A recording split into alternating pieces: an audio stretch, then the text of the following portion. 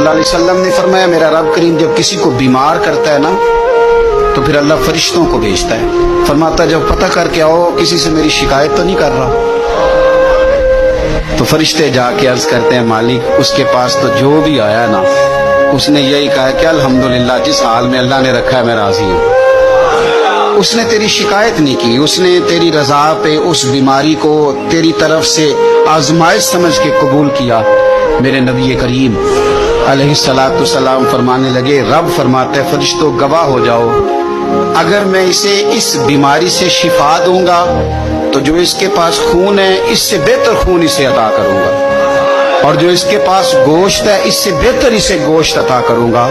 اور اگر میں اسے اس بیماری میں وفات دوں گا تو پھر میں اسے جنت عطا کروں گا۔ اگر شفا دوں گا تو بہترین شفا دوں گا، اور اگر وفات دوں گا تو پھر جنت دوں گا۔ جب آپ حوصلے کے ساتھ چیزوں کو قبول کرتے، جب آپ کی طبیعت کے اندر صبر چھلکتا